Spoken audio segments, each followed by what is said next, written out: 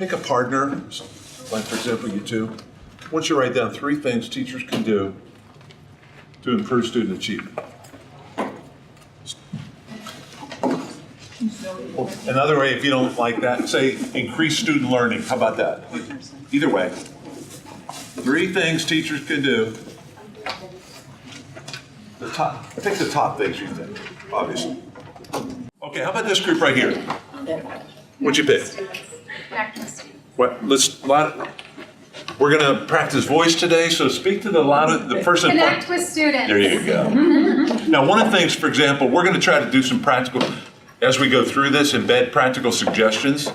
So one of the things I see in classrooms, as I work in schools, is students not being taught to project their voice and how to do that. So some of the schools that I work with, they have a voice meter, like in 101, group, class, all right? So that's a good thing, but we need to teach kids speaking skills. So as a rule of thumb, you want to speak to the person farthest away from you, which would be probably this person, okay? You did a good job. So say that again, please. Connect with students. Connect with students, all right. And if you connected with students, what would that do for you?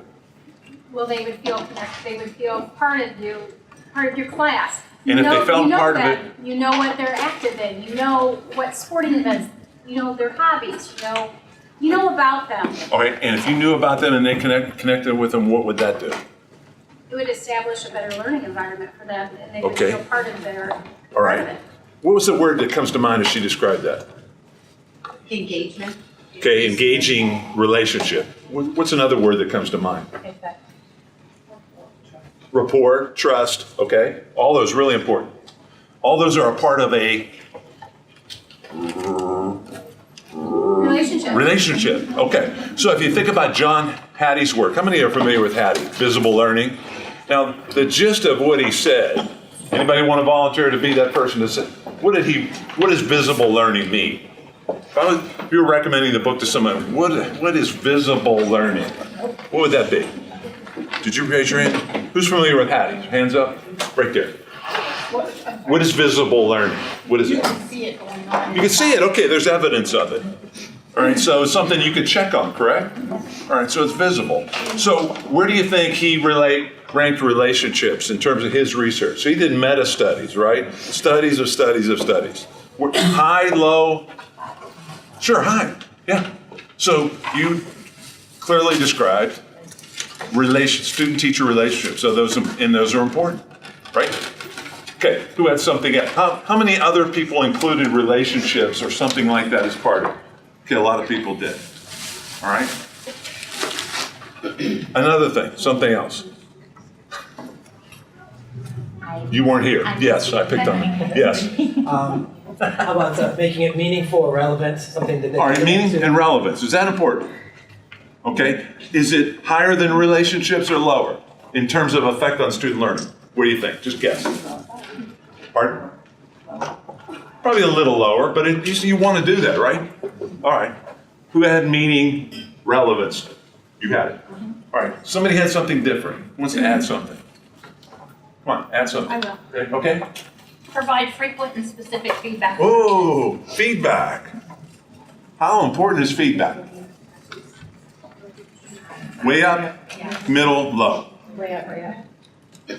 Okay, feedback's way up their relationships. And meaning and relevance not too far behind. All right, it's way up there, yes. Student goal setting for themselves. Goal setting, yes. Setting goals. So that would give purpose and meaning. So those are kind of connected. All right.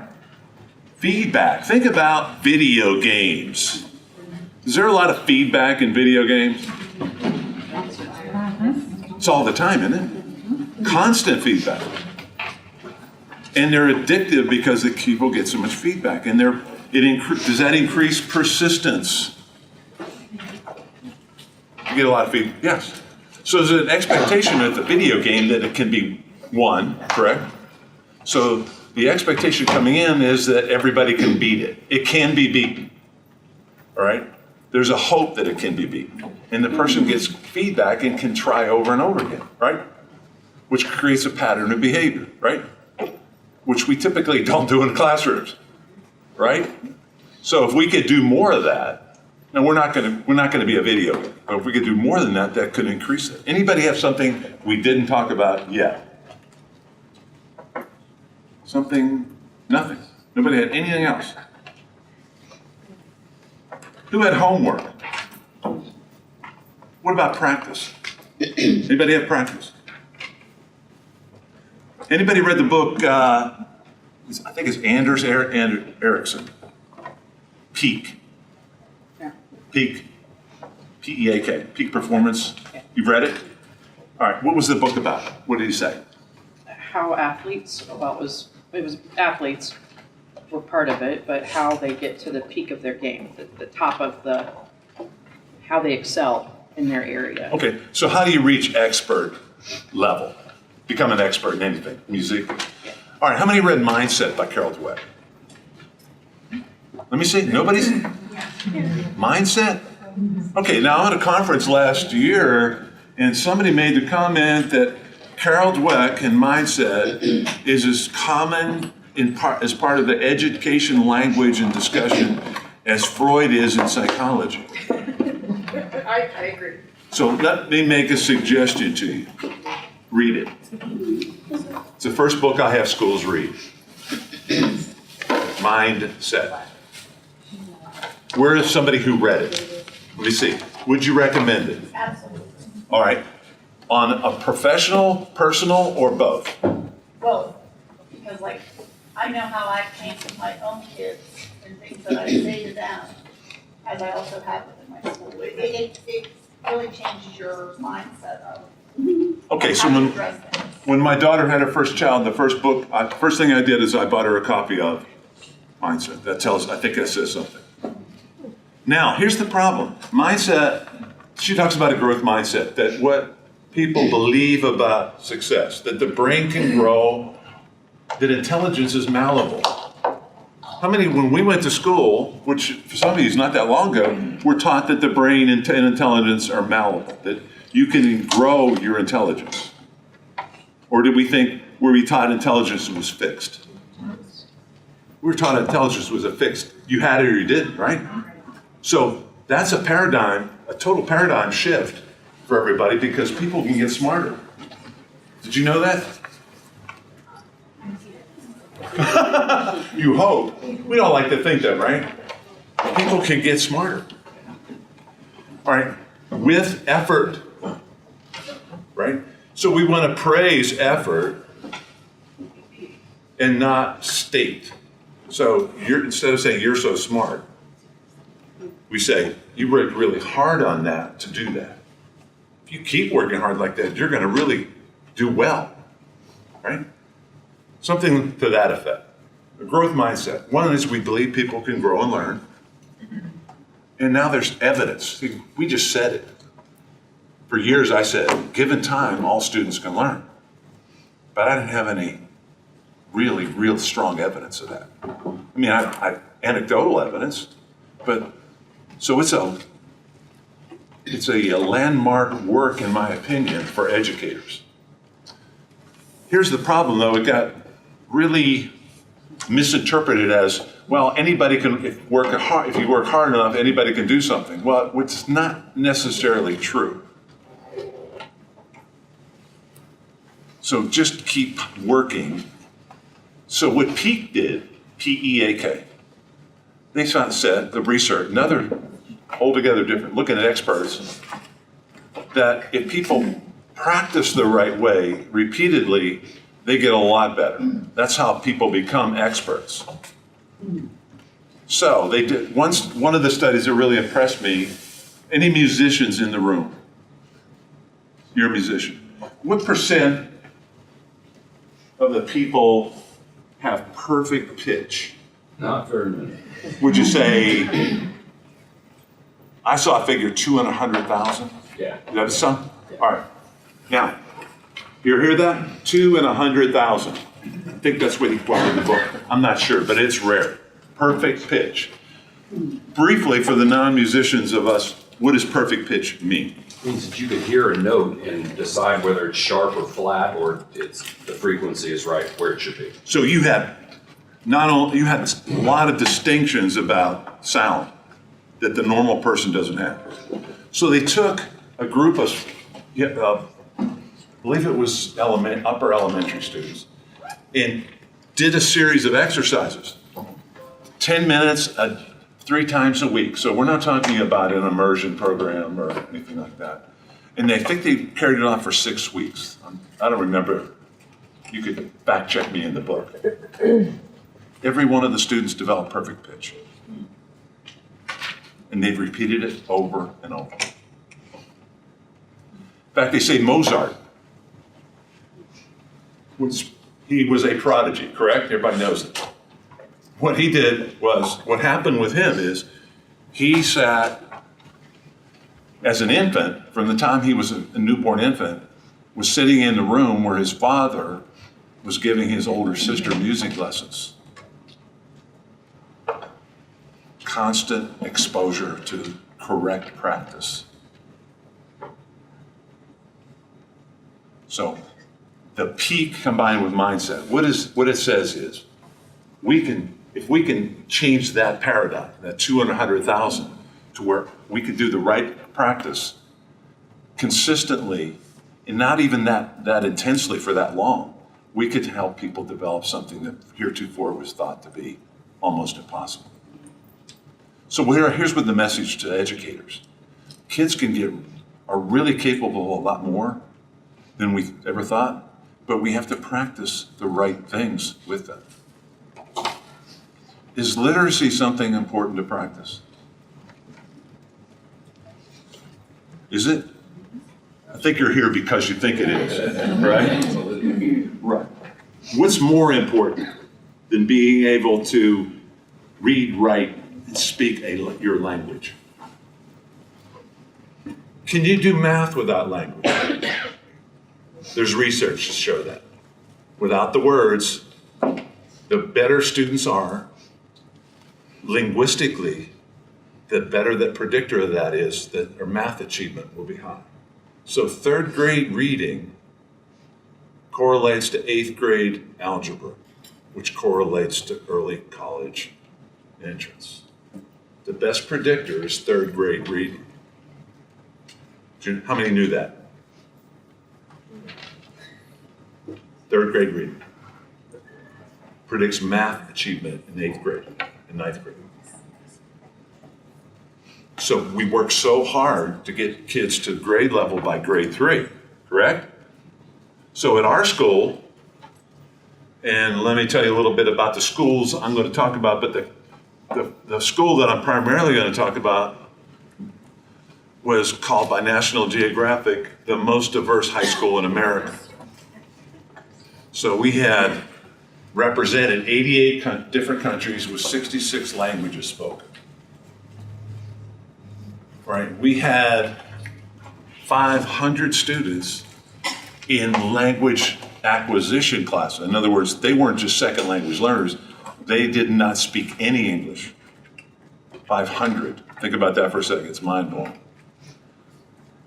We were all about 95% minority, all poverty, high mobility. What's left? Gangs, you name it. You couldn't come in if you're a family service worker, you had to have a police escort to make a home visit in our catchment area. Yet we were in one of the wealthiest large counties. In fact, at the time, the wealthiest large county in the country. So we were the poor area of that wealthy. So we were the orphan in that district. We were, I don't want to say Cinderella, but we were not even, Cinderella's above us. So what kind of test scores would you say that would predict? Low. Low, yeah. All right, so the only social phenomena that we can predict at levels as high as 90% of the time is zip code correlating with test scores. How many knew that? There's no social phenomena that consistent, nothing like it. Not even close to it. Not even half the predictability. Now, here's the thing. That zip code and achievement correlation is probably more, in my opinion, and I'm going to show you some evidence, more due to adult expectations than the reality of what kids can really learn. So going back to peak, your kids in your school can be experts at whatever you want them to be an expert at, but they can't be experts at everything. You can't be an expert at everything. So, for example, if I read that book today and it was a new principle, I want my students to be excellent writers. Because I know if they're excellent writers, they're going to read better. They're going to be better thinkers, right? In fact, the community colleges in our area, to allow students to take accelerated courses in high school, college level courses, they didn't give a reading test, they gave a writing test. And I've learned over time, yeah, that's a better predictor. Now, reading and writing. Writing makes your reading better, and reading makes writing better. So they go hand in hand. However, when I go in schools, high schools, I see very little reading and almost no writing. So go back to peak. What do we have to do? Perfect practice, right? We have to do practice the right things the right way. Are we doing that? So then people say, well, look, our test scores aren't going up. We're not getting better. We're not doing things differently. Now, we're doing the big things. Buses pull up in the morning, bells ring, cafeteria serves food, the bells ring, the buses leave. The big things we do. Schools run. They run in an orderly fashion. So we're going to have to make some little changes in what we do can make a huge difference in student performance. Little things like how we begin class, how we end class, how we question students, how we check for understanding. Little things will make a big difference. If we continue to do what we've been doing, what are we going to get? We're going to get the same result. Are the kids getting easier to teach or more challenging to teach? How many think they're getting easier? I don't think that's going to happen. I don't think the world's going to get less complicated, do you? So what if there was some way, what if there were some things that if we did those things every day consistently, that we could achieve things that we may not have ever thought possible? Come on in, folks. Our students could achieve things. What if we could achieve those things by doing less, not more? We can't go into schools and tell the faculty we're going to do more. Can we? If you've been teaching for 20 years, you've heard that every year, right? And as a principal or as a teacher, I never went to a meeting where somebody said, we're going to do less. Has anybody ever gone to that meeting? Did they ever take anything off the table? What we're going to have to do is rearrange things and arrange them in an order of priority. Because everything's not as important as everything else. We know what's important. You said it. Literacy's important, feedback's important, relationships are important. Here's a typical high school classroom. Bell rings, students leave. Students mull around the hallway. Teacher's up at her desk in front of the room, or his desk, doing something, whatever, getting ready for the next class. Students kind of wander in. Bell rings. There's a little pause there. Teacher takes care of some administrative things, settles the kids down. At some point, usually 5 to 7 minutes, could be longer, but that's on average, the lesson begins.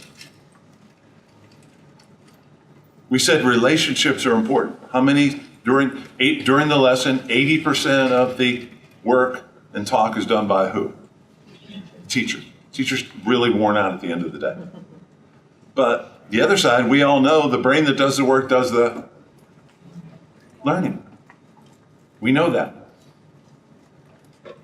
Teacher says, if I'm not talking, I'm not teaching. How many teachers believe that? Down deep, right? That they have to do a lot of talking or they're not only not working. That if it looks too easy, there's something wrong with them. So think about 80% of the time, 20% of the students are actually engaged.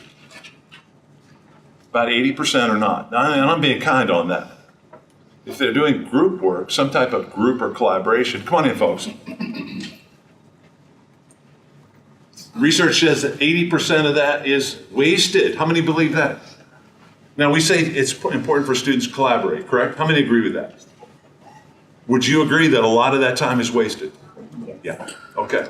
So, teacher does most of the talking, most of the work. Bell rings, kids leave. So where do the relationships get done here? So what if the teacher greeted every student at the door with a smile? What if that happened? And at the end of class, every student left and gave that teacher some exit slip or formative assessment and handed it to them. The teacher said goodbye, see you tomorrow. So how much have we increased the number of contacts with, individual contacts with teacher and student already? 200%, correct? Normal classroom. I'm talking about my experience is the same as a teacher. As a student.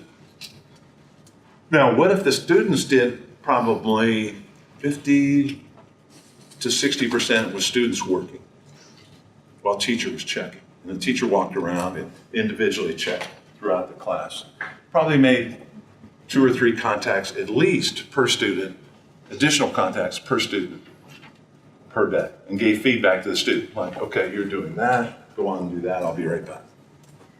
Oh, that looks good, yeah, I like that. So now we have 5, 6, 7 contacts. Is that going to improve relationships? Now, here's what we used to do in high school. Well, we're going to have clubs, sports, and activities. That's how we improve relationships. Because what happens in a classroom in improvement relationships is it. But what's the important relationship in the school? Teacher-student relationship. The coach and the sponsor and all that, that should be the icing on the cake. That's all we rely on. Then we wonder why students aren't engaged with us. In other words, we've got to increase the frequency of contact. Think about principal. How many principals in the room? How many principals in the room? It's okay to raise your hand. I was a principal. I'm raising my hand. Come on, raise your hand. How many teachers? All right, wait a minute. I'm going to stand back here because I'm not seeing you. Teachers. Specialists, like curriculum specialists, coaches. How about coaches? Curriculum specialists, go ahead. Coaches. Okay, central office. Okay, so we have a little bit different mix. All right. So, not only are we going to talk school-wide changes today, we're going to talk about district-wide changes. All right. So what we say about schools applies also across districts. So, for example, is vocabulary important? First, how many of you work in schools with a significant portion of low-income students? Significant. All right. How many don't? Okay. Today's session is about improving achievement for all students, not some. All students will benefit. And I'm not even going to say that under-resourced kids. How many of you have ever heard that term, under-resourced? All right, I prefer that. Because under-resourced implies that if they have the same resources, they could do just as well as anybody else. And the kids in our school actually proved that. Not only at a national level, but on an interstate level, at a national level, but an international level. We took those kids, many whose second language poor, whose parents never educated at all, were illiterate in their own language, taught them the tier 1 instruction, high quality tier 1 instruction. So classroom instruction, high quality, consistently throughout the school, day in and day out, in every classroom. And not only do we increase the number of students that we're able to take more advanced courses, but we're able to compete favorably with elite private international schools. Actually outperform them over a 10-year period. So not in 1 year or 2 years, over a decade. So our poor, disadvantaged, under-resourced kids could outperform elite private international students every year, consistently over a decade. How'd you like to say that to your Chamber of Commerce? How'd you like to look everybody in the eye and say that? They can do it. These kids can do it, no matter who they are, where they come from. They can do it. We don't have a kid learning problem, we have an adult problem. It's not really a problem, it's a challenge. Because when I grew up, it was okay not to be college or career ready. Because there were plenty of jobs and well-paying jobs to go around. You could have a sustainable job if you were willing to work hard. That's not the case today. I'm talking sustainable over a lifetime, not that you can work construction for bricklayers like I did out of college for a couple years. I'm talking about over a lifetime, where physically you can sustain it. So that's really what we're going to be talking about today. What are the keys?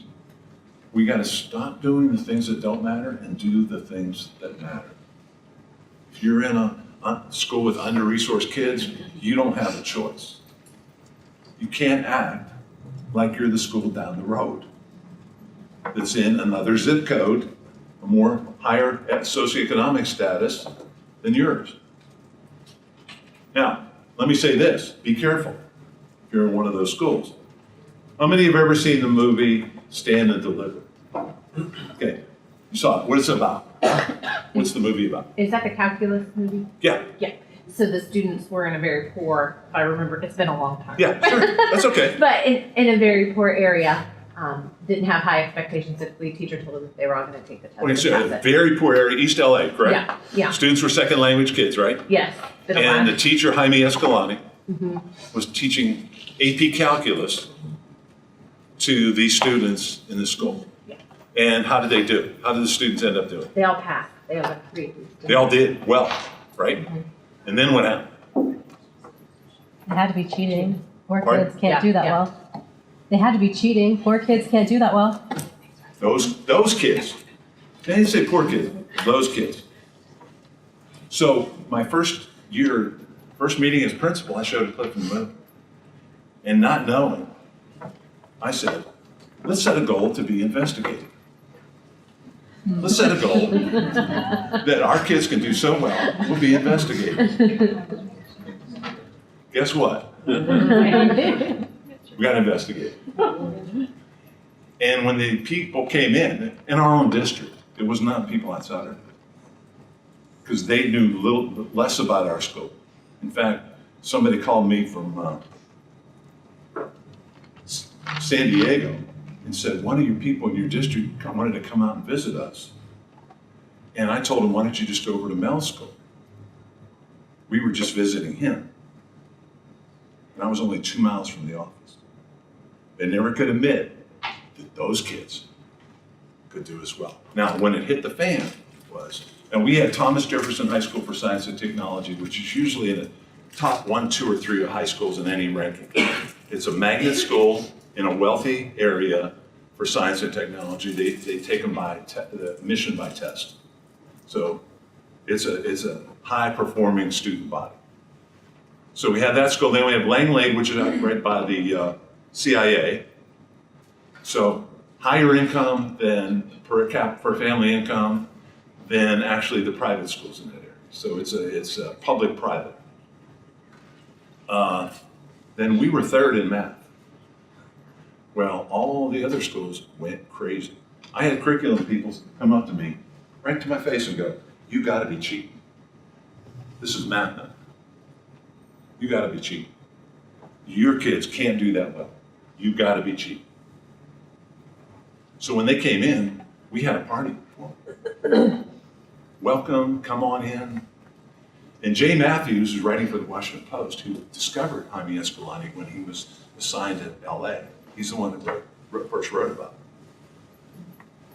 Became a friend of mine. Anyway, the word got out that Jay Matthews, that they were investigating our school. And Jay Matthews he would come in and just spend a whole day in the school sitting in classrooms.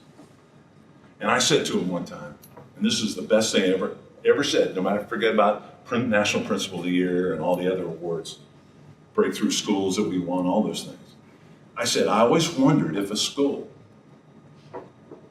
could do school-wide what Jaime Escalante did in one classroom.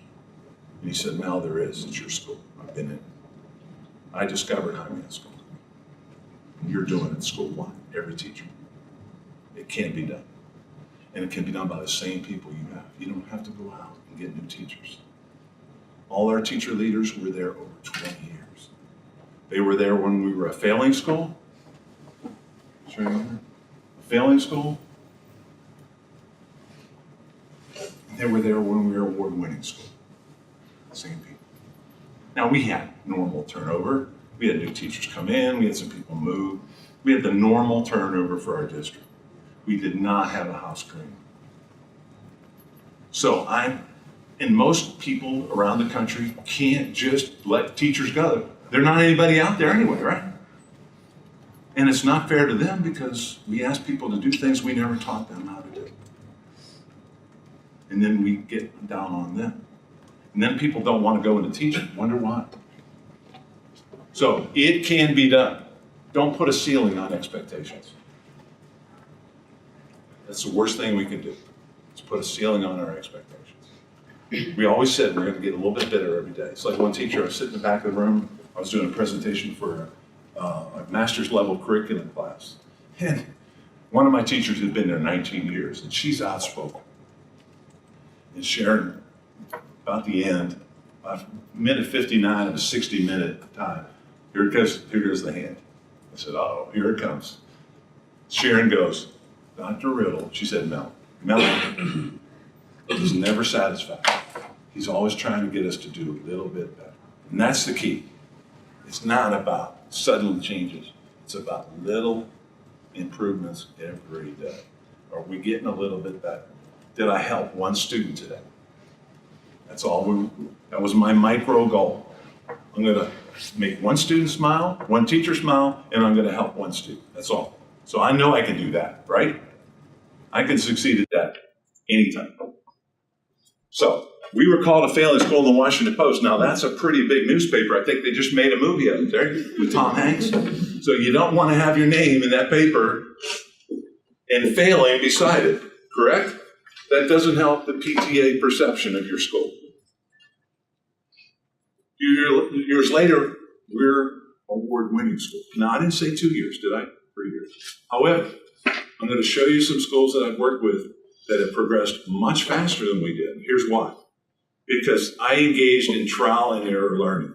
When we started our literacy initiative, there wasn't any research on adolescent literacy. In fact, Catherine Snow at the University of Harvard told me, she said, Mel, between the years of 2004 and 2010, we learned 90% of what we know about adolescence.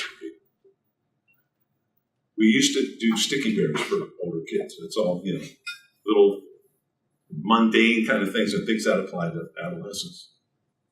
Got to the point where we didn't think we could improve adolescents. If they didn't get past grade 3, if they were significantly behind, they'd never catch up. So we totally changed our mindset and attitude about what literacy looks like.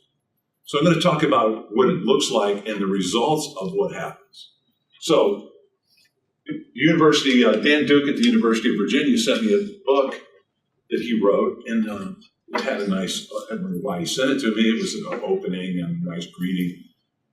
One day my wife's looking through it, and she said, there's 3 chapters here about you, about sustaining long-term change in the school and what it takes to do that. So it's a good book if you want to look at it. If you're a school leader or work with school leaders, want to look at that.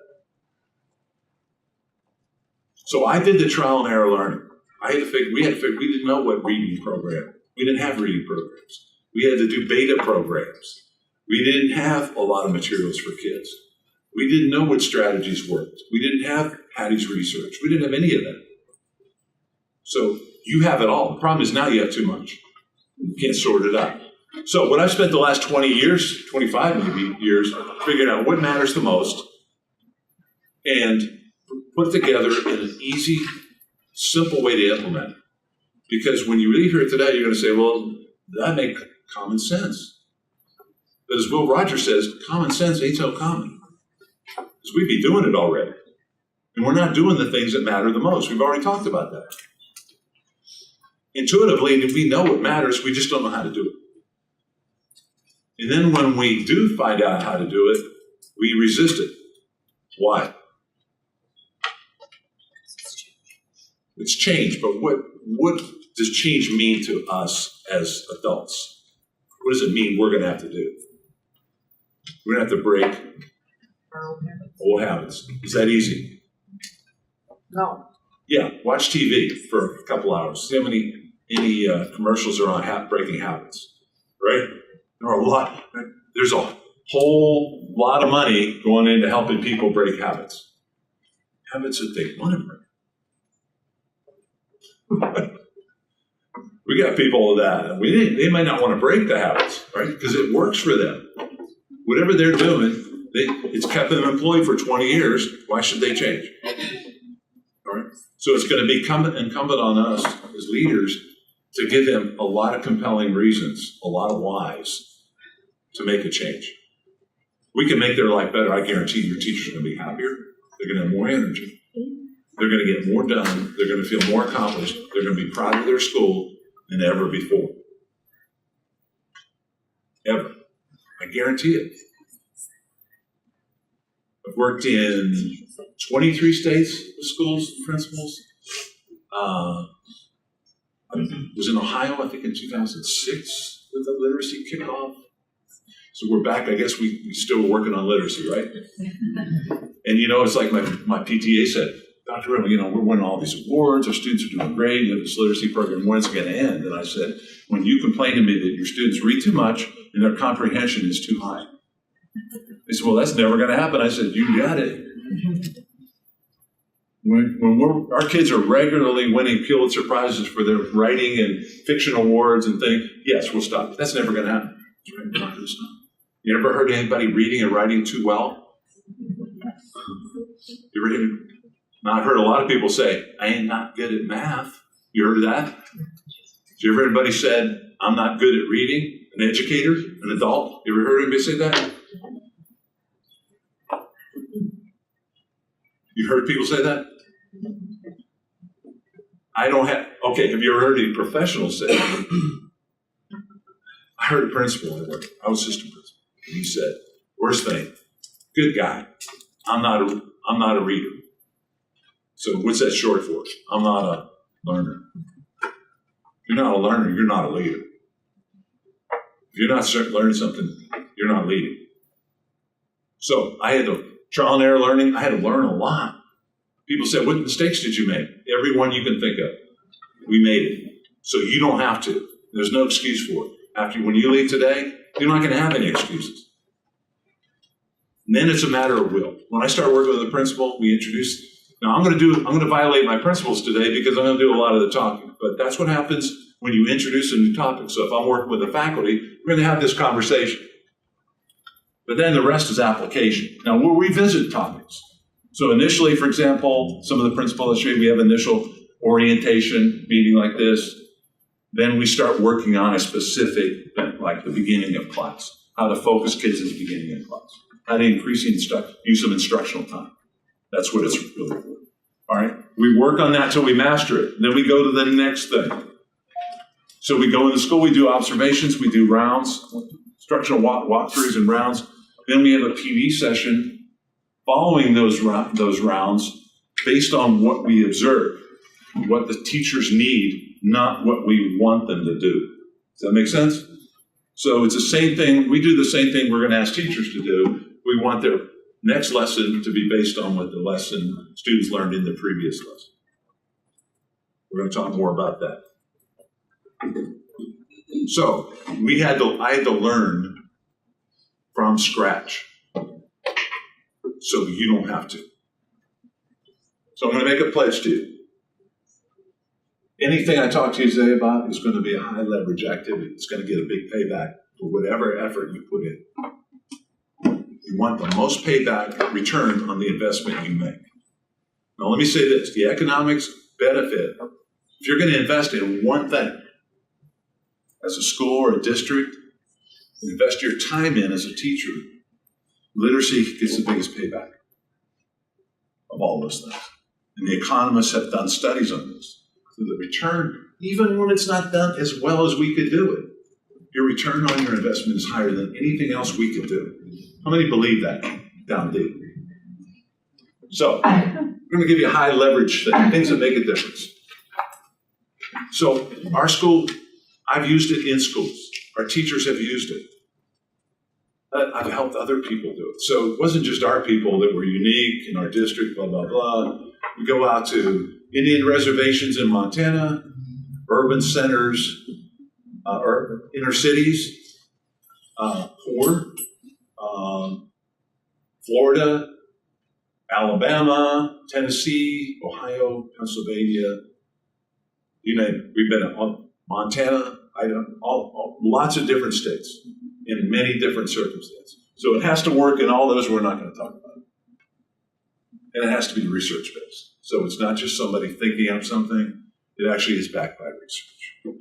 So even though there are a lot of things that are backed by research that I wouldn't ask you to even attempt, it's just not going to make that much of a difference. Yes, it's good, but there are a lot of things that are good. On this link, I've given you some extra materials. So this is Ohio Literacy _Riddle, bit.ly. So I've given you some articles in there. And one of the things that says must need nice. It's really just a handout. What you could do as a principal or leader, draw 3 concentric circles on the board. The inner circle, that's the target. That's what we must do every day in every class. So we're going to talk about the must. What do we must do if we're going to raise student achievement? Do you think literacy is one of those? That's one. All right. Next circle is things we need to do. The outer circle are the things that are nice to do. We're doing a lot of things that are nice to do, and we're not doing a lot of the things that are must-dos. So once you do the must-dos, we tell the teachers, then you can do the need-tos and the nice-tos. So let me give you an example how you apply that. We had an advanced class in the 9th grade class in Earth. It was Earth Science. We have a state test in that subject. So the teacher taught the whole course to the honors group in the first 9 weeks and gave a summative assessment, the same summative assessment the other students would take, and a practice state test. The rest of the year, the other 3 quarters, what did he do? Advanced work, application. So he went into other topics. So he did the must before he did the need to and the nice to. Now, if you're in the rest of our classes, those teachers had to spend 110% of their time on the must. That's just the way it is. They understood that. Because we're teaching for students to learn, not what we want to teach. Here was our motto. We spell hope, R-E-A-D. So think about what was important in our school. Can I walk into your school and ask any teacher what's important here? What are they going to tell me? Are they going to be consistent? Got to have it. You're either for something or you're not. Teachers have to know what it is that's important in this school. So we set this as one of our goals. All students college and ready. Look at the year. And we're talking about college and career ready back then. Another slogan 1 year. What's that mean? SATC. No. That'd be good though. Huh? Lexile. That's your reading level, 1300. Why did I say 1300? College or career ready. That's right. Think about it. Go look at your CTE books. Analyze the Lexile level, the reading level, difficulty in your CTE. They're the highest in your school. They're harder to read. So what do the CTE teachers do with the textbooks? What do they do with them? They store them. They're stored, they're hermetically sealed. They're treasures, never to be looked at. Time capsules. Now, what happened? So we had 18. I was in 18 CTE programs that led to either certification, licensure, or apprenticeship. They were all top-notch programs. So we're investing all this in these career-ready programs. What was happening to the success rate of students going for licensure and the other thing? Going up or down? Down. Why?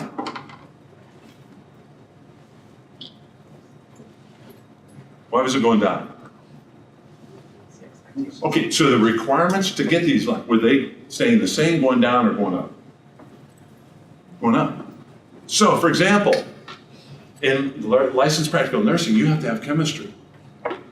As do in cosmetology, you have to pass a chemistry test. That wasn't the case years ago, was it? No. And the reason you have to do that, even to go work for the railroad. I did some work with Western Union Pacific Railroad. They said, look, there's a lot of people we want to hire, but they can't pass our reading test, so we can't hire them. Now, these people can read, but they can't read at the level they read the safety equipment. So they can't hire them. Why can't they hire them? Because they can't get insurance. They won't insure them. So think about a job or a career where the requirements have gotten easier. Anybody think of one? That includes teaching, right? It's harder. Now we're going to make it simpler today. Now, the goal here is simplicity. We're going to go to the complex and come back to the simple. When I graduated from Vanderbilt, I had my doctorate in Vanderbilt, a major professor, and wanted me to write a book with him on school discipline. So he sent me the first draft, and I said, Bill, this isn't going to work. He said, why? I said, nobody's going to understand. It's too complex. But here's the problem. The other professors in the university aren't going to accept it because it's not complex enough. So who are you writing the book for? Practitioners or other professors?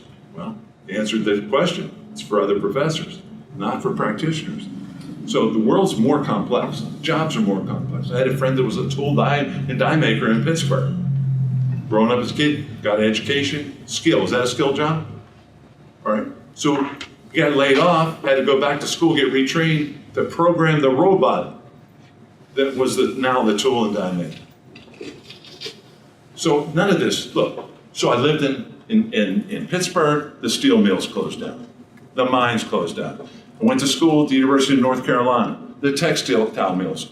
I worked with schools in Michigan, the auto industry shut down. I go to work with schools in Montana, the mining industry's in trouble. Folks, how many times is it going to take us to figure this out before we accept it? Now, we have to want for other people's kids what we want for our own. That's pure and simple. And that means a high quality tier 1 instruction. We can't keep running that conveyor belt and having kids drop off. We can't buy enough Read 180 licenses in other programs to meet the needs. We have to get better in that inside the regular classroom. And we have to get better school-wide and district-wide. So I was a member of this. Here's all the researchers, and there's Mel. He's the practitioner. I was outnumbered, but I was supposed to ground them. Well, I think we both learned a lot in that. That was with the Carnegie Literacy Council. We produced a book called Time to Act.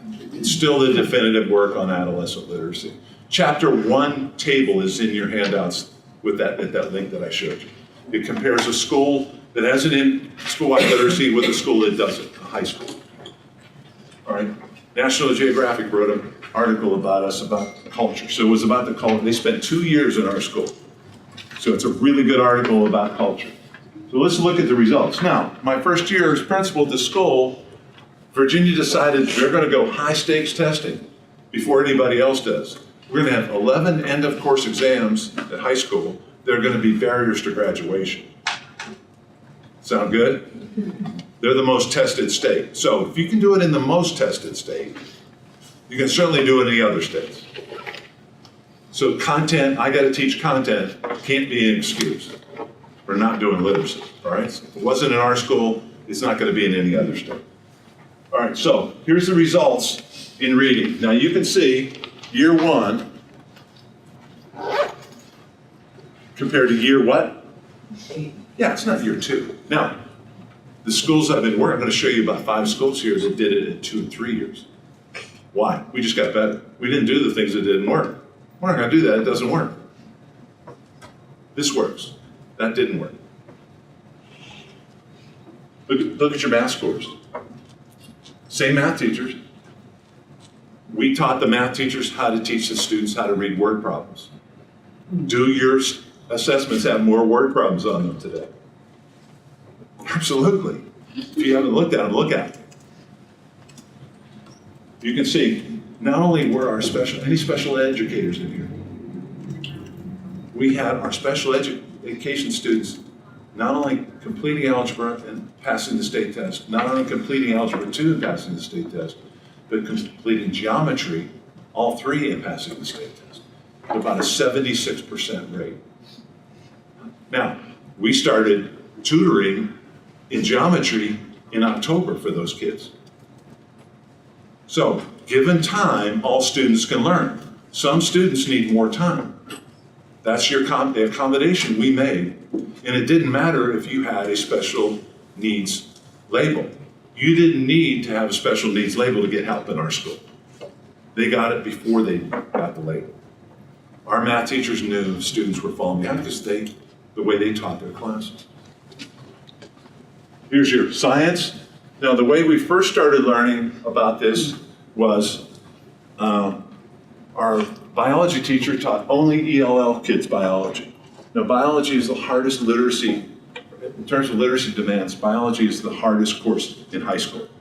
And I know because the people on the research team, when I told them that, they doubted it, they went and did the research. They said, you're correct, we wrote a publication on it.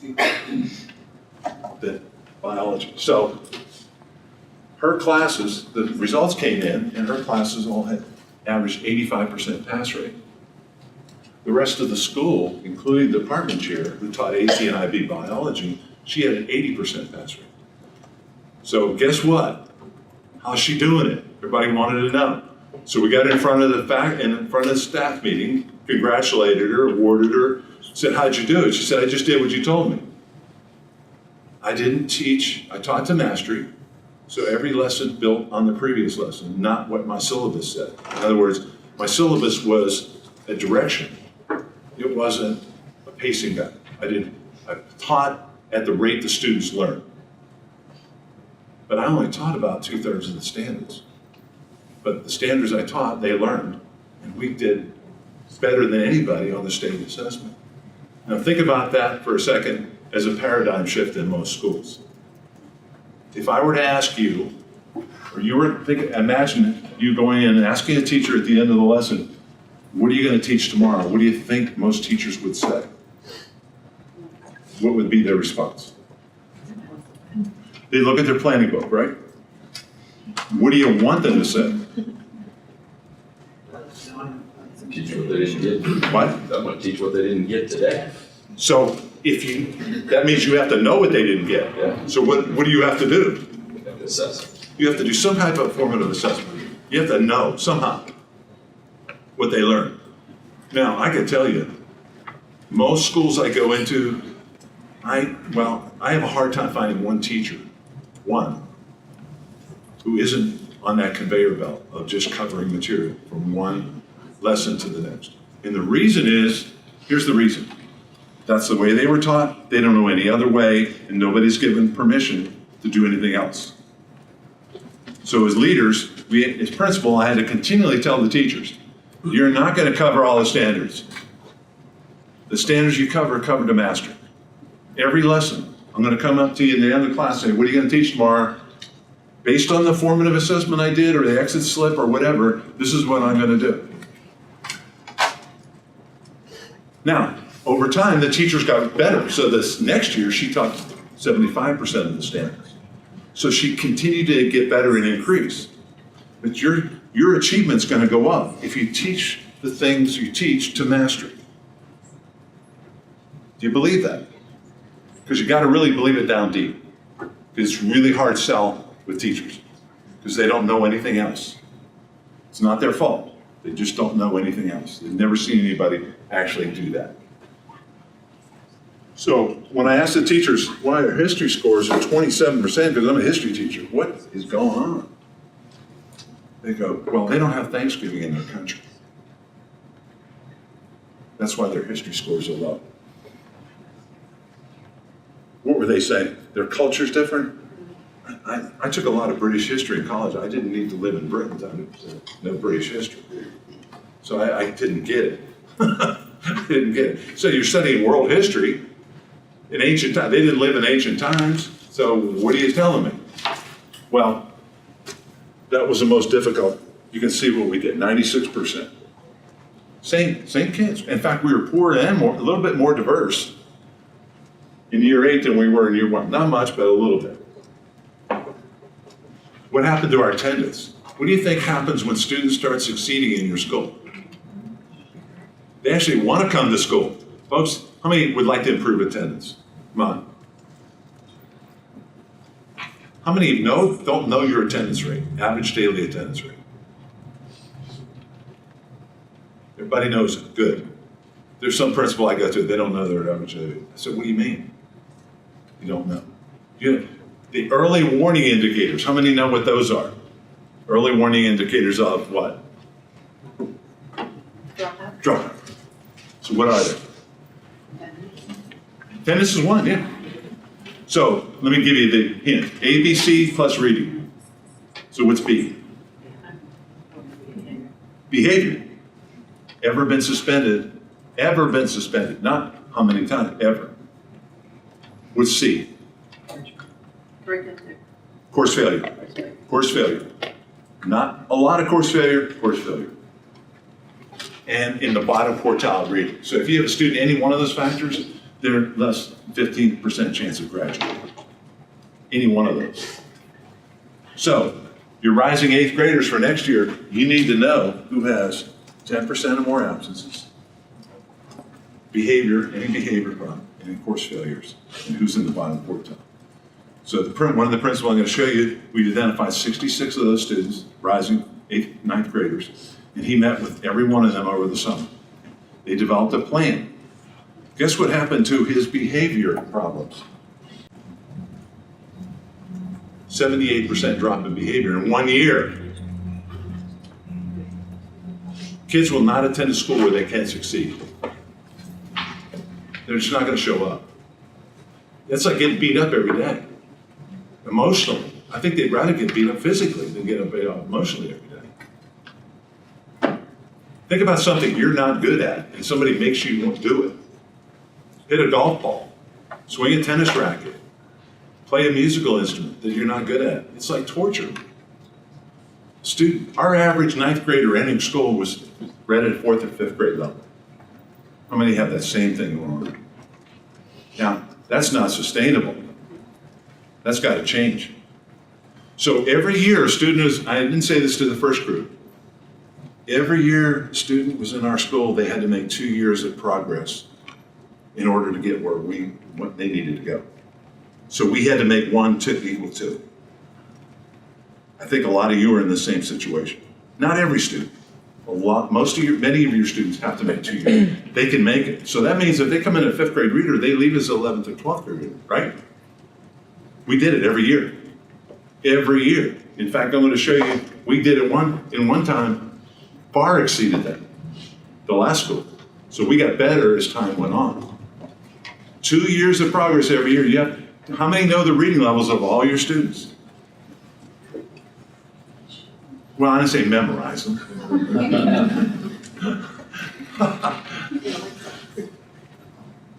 Yeah.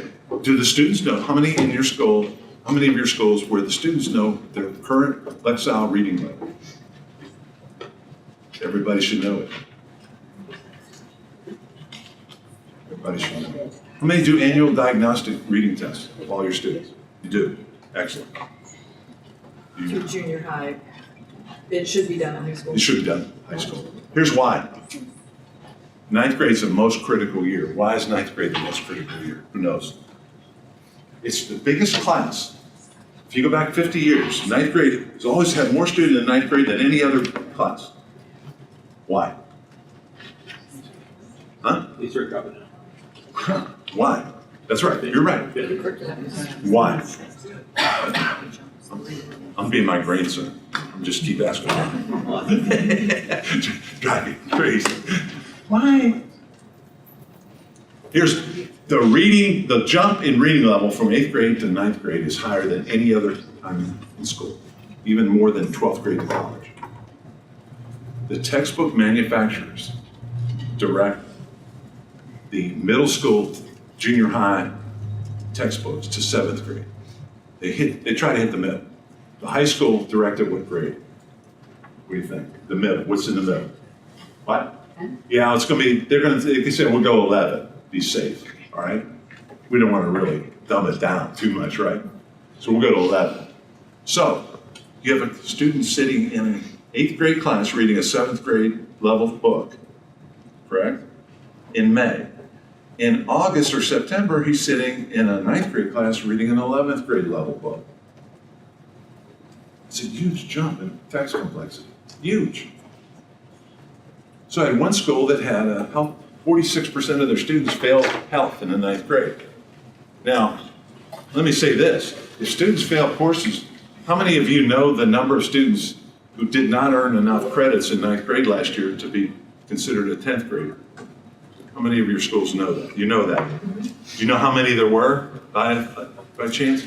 I would have pulled the spreadsheet, but yeah, we do, because we actually put in play, I don't call them alternative school, but what we do is we do an alternative schedule to catch the students up to 9th and 10th grade, so yes, we know our numbers, because that's what we do. Okay, so you have an intervention that you use. How about you? We put them on credit recovery, which is in our building and monitored daily based on staff person. But Okay. we still have students that are like trying to make up their credit recovery, but they're also then in the current grade level, and that's about a All disaster. right, let me make a suggestion to you. It's like we tell the teachers, the test is too late to know if students don't know it. The end of class is too late. We move it up. And once a student starts to fall behind, you better catch them up right away. Because if you wait, the chances of you succeeding are low, and it's expensive, isn't it? Costs a lot of money, and it has a low success rate. So here's what we did. When a student dropped below a C, because a D is a rich man's F. D's not gonna get you anywhere, is it? Essentially, a teacher said, you did barely enough, so I don't have to look at you again, and I can look at myself in the mirror, but you're not really ready for the next level here. With that, if a student dropped below a C in a core course, so that's math, science, social studies, English, and language, a five core academic, they were required to attend after-school tutoring until they brought their grade up. Now, the teacher referred them. I didn't refer them. I didn't look on a sheet and make kids go to their teachers. The teacher said, and we gave them criteria. For example, a student's out of school all the time, chronically absent, they're going to put that student on. Because the student's not there, you can't make them come, it's not going to work. So they decided when they were off the tutor. So immediately our D's and F's dropped in half. Why? Because now you're eating in their time. And they're students who don't need help, they just weren't doing the work. So Chicago found this out years ago. They were going to require all students that had an F go to summer school. Immediately half the kids went from F to D. They got better. Well, now we're at the students who actually need help. Now we're working with them. So the students, here's the problem. The students wouldn't stop coming after school, even when they were let off. Why? Well, they're getting attention from the teacher. They like that. And they realized what it took to make them successful, so they're going to keep doing it, even though it was eating into their time. But peer pressure work. Kids on athletic teams go, hey, you got to bring your grades up because you're being late for practice every day and it's hurting the team. That's a good thing, right? Positive peer pressure. So we had to set that kind of a thing up. So we have attendance getting better, behavior getting better. Here's our simple motto, RAGS. Reading plus attendance means better grades and a safer school. So if you ask our teachers, what are you doing? We're RAGS. That's our school plan, RAGS. Now it's simple, it's meant to be simple. It's simplistic maybe, but it's too complicated. Nobody's going to remember it or do it. So with that approach, we became a breakthrough school, a Gates finalist, a model school, an Education Trust pilot school. We won awards from internet. We were the first high poverty, high performing international baccalaureate school in the world. Not in the US, in the world. We were the first school with a high percentage of minority students, high poverty students, low income students, that had high achievement. We had over an 82% pass rate. The international average was 70%. But we had started with about 15 to 18% of our students taking those courses. Then we had almost half, 48%. But our success rate never dropped below 82%. So the Director General of International Baccalaureate came to visit us to find out what we were doing. So they called us the miracle school then. Now in the United States, over half the IB schools are high poverty schools. We were the first. Folks, so it can be done. My last year as principal, ever heard of T.C. Williams High School? Who's ever heard of that school? You heard it, where? Remember the Titans movie. How many have seen the movie? Denzel Washington, but he's not teaching there anymore, okay? He's not, Denzel. We have people come off the street, I'm serious. It's an inner city school. Where's Denzel? About once a week, somebody would come in and want to know where Denzel is. Now, what does this say right here? You can read it right here, right? What's that say? 700% what? It's the expected what? Lexile gains. That's school-wide, every student. That's not some students. That's not a few students. That's not struggling students. So how would you like to have 100% gain in all your students? Exceed expected. What is the expected Lexile gain for a high school student annually? With when you don't do anything special, they're just going to gain by your normal instruction. What do you think it is? I wish it was. In the range of 25 to 50 Lexiles per year. So here's the thing, if you get kids that are low, they're never going to get better unless you speed things up a lot. So we have kids gain 400 or 600 Lexiles in a year, in 1 year. We had honor student went from 1,200 to 1,600 in an honor student. So we're not talking about just struggling learners here. 700%. I'd settle for 200%. I'd settle for 100%. Some of us would settle for any gains, right? Now that's going to get you some phone calls there. That's going to get some people questioning what's going on. You must be holding people out of the test. That'll get you investigated. So what goal are you going to set? Let's get investigated for high achievement. That's the one we want. But that's when you get, we did this in the second year. So what took me 8 in the previous school, we did in 2. And this is a much larger school. It's the largest school in the state of Virginia. Over 4,000 students. It's a big school. It's an aircraft carrier, 250 teachers. That's a hard one to get focused. So what I learned in this 10 years with that other school, we were able to do in 2 here. We had a better drop than any school, 82% suspension drop. We had 4,000 kids, less than 100 suspensions in May, end of May. The superintendent thought I was hiding documents. You know, like suppressing things. But the behavior was improved. Anybody can reduce suspensions by locking me up in the office, you know? But behavior actually improved. The teachers rarely ever had a referral. I'll go to a school and say, how many of your referrals come from classrooms? That's a good one to find out. When I started, it was almost all the referrals, 90% of the referrals came from the classroom. What I meant was, as opposed to common areas. Common areas would be hallways during class breaks, restrooms, cafeteria, bus, that kind of thing. We didn't have any come out of classrooms. So how do we change behavior of students? We change. The best way for a teacher to change the behavior of his or her student is to do something different, change. Principals, we have to change what we're doing. We want the teachers to change, but we don't do anything different. We got to be different. We got to be in the capacity building mode, not the inspection mode. That's a different mindset. We have to be in the building teacher capacity, but around what? And we're going to talk about that. So here's Brad Perkins, right outside of Grand Rapids. Had a real economic shift with the closure of all the faculties. He had school-wide literacy. He had an instructional framework. What's an instructional framework? Consistent set of expectations for teachers school-wide.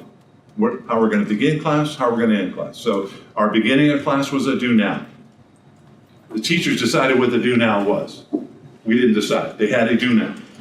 Daniel Goldman would call that a focusing activity. How do you focus, ask the teacher, how do you focus kids at the beginning of your lesson? Of course, when you first ask that question, they're going to get a little unfocused there. They've never been asked that. How do you focus students at the beginning of the lesson? By 5 to 7 commands? By just out whipping and whistling and everything, whatever you have to do to get them to settle down. Second, you have an expectation of what happens at the end of class. We've talked about that. There's some type of formative assessment that enables the teacher to be able to say, tomorrow I'm going to be doing blank. That's mastery learning. We had guidelines around student engagement, expectations, how to get engaged, the strategies. We only had a couple strategies to use to engage students. And how much practice we should do. All that permeated by reading, writing, and discussion. What else did these schools have? 9th grade emphasis. So, for example, you don't have unlimited resources. You have a striving reader grant. We focused our resources on the 9th grade. We said if they have a successful 9th grade experience, that's going to set the tone for the rest of the time. Just like the beginning of the lesson sets a tone for the lesson. The beginning of their high school experience sets a tone for all our students took a reading class based on where they were with reading. So they all had a reading elective.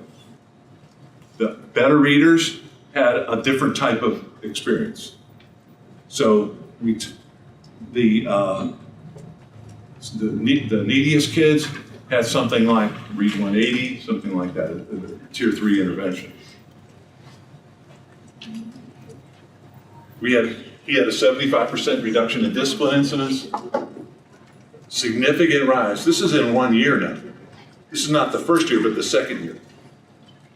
How'd you like your ACT scores go up by 3 points? Is that good? Yeah. And he made AWAP. Did that at a second school I worked with him in Muskegon. Then I worked with a school in Tennessee. School-wide literacy. An instructional framework, and I'm going to show you some examples. Different instructional framework, a little bit different, but the same guiding principles.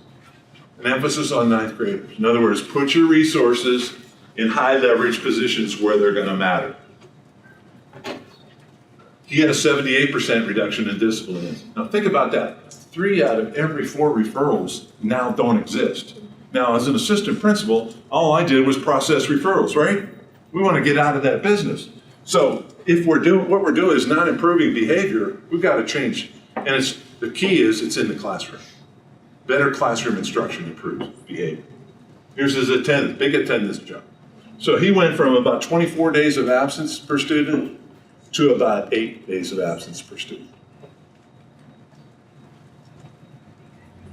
His state scores went from all 1s, which is the lowest, to all 5s, which is the highest. He did get investigated, so congratulations to him. His ACT scores also went up by 3 points. Governor Mifflin High School, Reading, Pennsylvania, right? School-wide literacy, same thing. Instructional framework, sounds familiar. He emphasized in 9th grade, we had a 73% reduction in discipline incidents. Attendance went up. His attendance wasn't that bad, but that's not good. Some people would say 90% is good. It's not good. He made AYP. Then Great Falls, Montana, largest school, one of the largest schools in the state. And we're doing the same kinds of things. Her reading scores went up 10 points the first year on the state assessment. That was a striving reader. She improved attendance, everything else. Got an award for raising graduation rates. Let's take a 5-minute break.